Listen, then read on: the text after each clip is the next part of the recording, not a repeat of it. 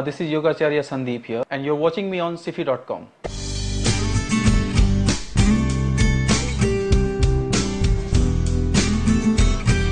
By women practicing yoga during menstruation. Well, as far as women is concerned and their issue, we all know that a major issue with most of the time women is facing because of their menstrual cycle, and we need to understand that the menstrual cycle, for that there is an organ called pelvic floor, and that is very important aspect of any woman, because we all know women is the only creation of nature who can produce baby, and for that reason nature has given a natural cycle, and the natural cycle get disturbed because of various reasons. So as an expert I need to understand, but in short if I need to explain, there are pressure, women are facing a lot of pressure, and because of which there is emotional disturbance, ups and down, mood swings and etc. And the pressure from she experiences pressure from the family, from the husband, from the society, or from the office if she is working lady.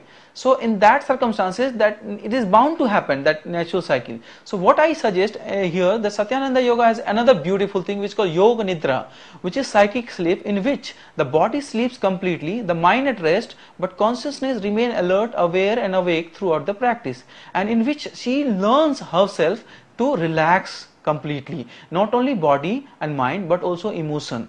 And the moment she learns how to relax their emotion, this has really tremendous amount of effect on that issue.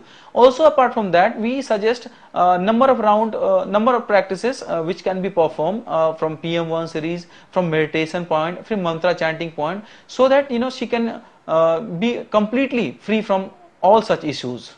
By the yoga practitioners to heal various physical and emotional ailments. There are three things involved here: the physical and emotional ailments and the yoga.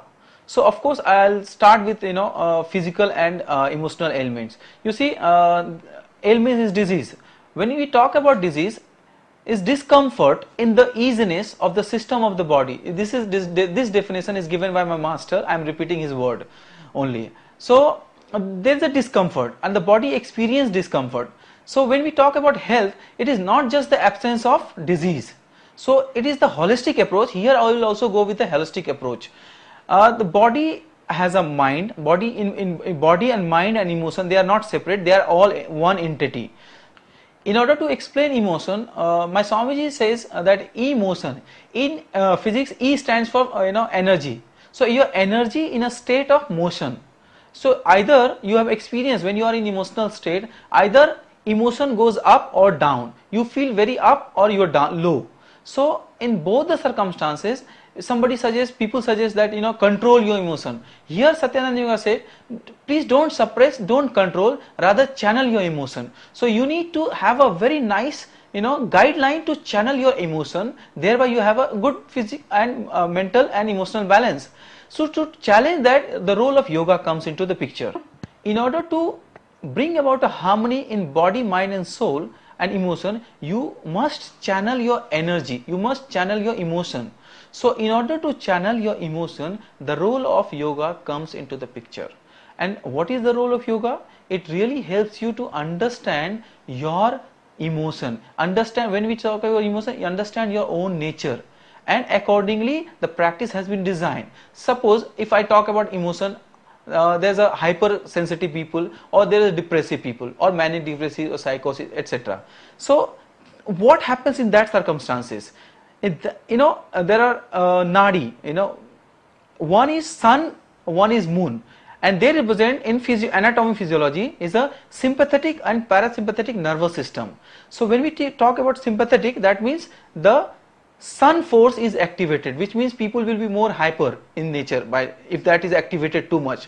And if the moon is too much activated, so then people will be more low. In order to have a balanced life, these two forces needs to balance, which is sympathetic and parasympathetic nervous system should be calmed down and balanced in that way. So for that regard, there are practices like Surya Namaskar, and the approaches changes, of course, depends on the person who is coming to me. I change the approach, the Surya Namaskar, then the pranayama, Bhastrika pranayama, also Kapal Bhati pranayama, the meditation also if required, Yoga Nidra, these are all beautiful practices which is designed by Master Sri Swami Satyananda ji, who is a Paramahansa. I am so blessed that to be disciple of Satyananda Yoga system, that these practices really has worked wonder in my students, and last 13 years I have had never complained with my any students. So I am so happy to explain you and share you all that experience. On the right breathing pattern and eating habits while practicing yoga. Well, in order to answer this question, before I answer, I just like to ask everyone who is listening to me, just answer me very honestly. Are you aware of your breath right now? Now see, when I say you must experience your breath, you must become aware of your breath. So the moment you become aware, how do you explain that I am aware of my breath? You can't explain, you can only experience. There are certain things you can't explain, you can only experience. Suppose if I ask you what is the taste of mango, it is sweet, and if I ask you what is the taste of chiku, this is also sweet.